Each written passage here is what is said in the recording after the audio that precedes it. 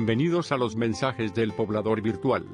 De Ramón del Parador enjambre al señor electricista Ken Peck, que cuando quiso enchufar la batidora en ese tablero que armó con 35 enchufes, no vio ninguno parecido al que necesitaba.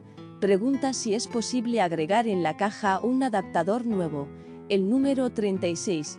Igualmente necesita que vaya al parador, pues luego quiso enchufar el horno de cerámica a la trifásica y que confundió el conector que usted le indicó y que saltó la térmica.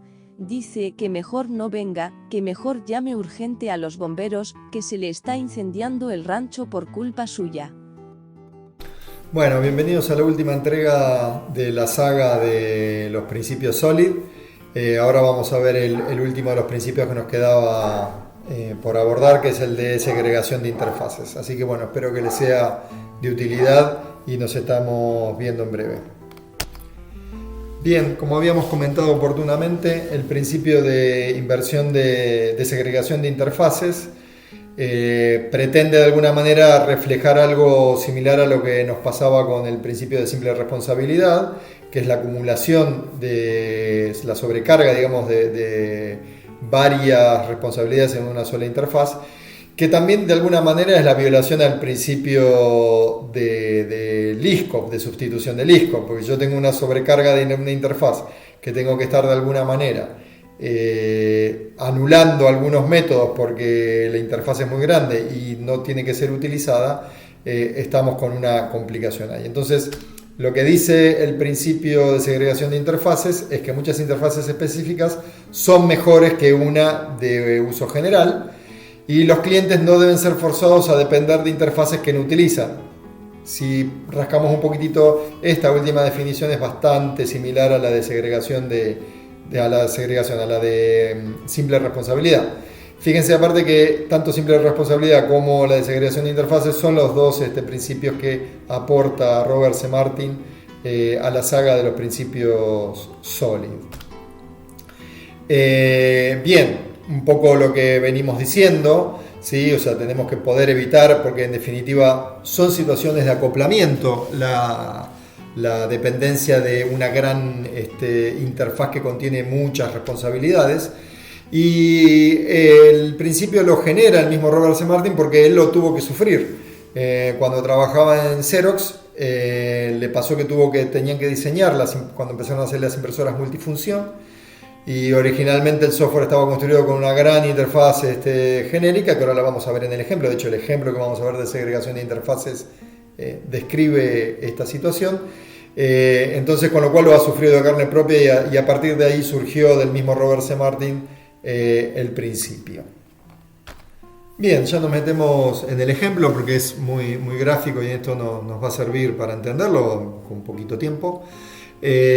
Justamente lo que teníamos era una clase abstracta que era la de las impresoras multifunción y se heredaban distintos modelos, ¿no? Modelo 1998, modelo 2000 y así sucesivamente. Uno podría decir, bueno, acá tenemos LISCOP bien pensado y básicamente las interfaces que se tienen son las multifunciones pueden hacer escaneo, impresión, pueden utilizarse como fax y como fotocopiadora.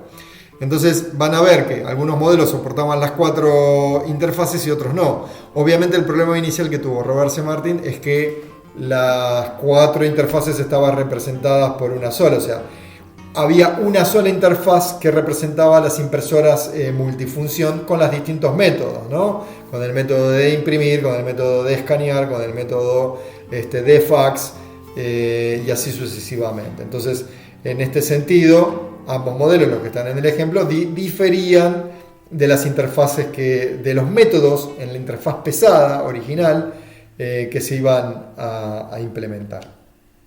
Como vemos dentro del ejemplo, justamente hasta acá, como los dos modelos anteriores soportaban las mismas interfaces, las mismas implementaciones de los métodos de la gran interfaz, cuando surgió un nuevo modelo, empezó a romper que el LISCOP, de vuelta, en realidad lo que estaba rompiendo era el principio de sustitución el principio de sustitución del LISCOP, que en definitiva el modelo nuevo 2002 no implementaba alguna de las características y en ese sentido empezó a tener problemas la gran interfaz. Entonces de ahí surgió la necesidad de resolver esto. La situación inicial es como la que vemos en el ejemplo, ¿sí?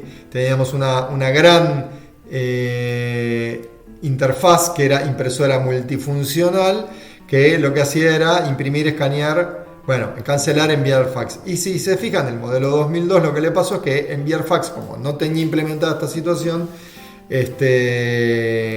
hubo que hacerle un overriding, ¿sí? O sea, en el sentido de, una anulación en este caso, ¿no? Porque justamente, si vemos, despachaba la excepción de que era una función no implementada. Ya vimos que esto es un principio, una violación al principio de sustitución del ISCOP que tenemos que evitar bajo toda costa. Entonces, simplemente como solución, y en esto ya va la definición del principio, es que en vez de tener una gran interfaz, tenemos que tener pequeñas interfaces. Total, hay algo interesante ahí con las interfaces respecto de la herencia. En el caso de Java, hay otros lenguajes que son que heredan de varias clases. Java permite heredar de una sola, pero sí permite tener muchísimas interfaces, que es la forma con la cual se resuelve la herencia múltiple. Con lo cual, para que a ustedes les quede claro, lo que estamos ante un problema aquí es de herencia múltiple. Justamente cuando yo quiero agregar funcionalidad a través de las herencias, si tengo un lenguaje que solo soporta una sola herencia, tengo problemas. Entonces, por eso existen las interfaces en Java, y son cuestiones específicas de Java, lo de las interfaces. Hay otros lenguajes que también lo tienen, pero digamos que es el gran mecanismo de solución de herencia múltiple que tiene Java.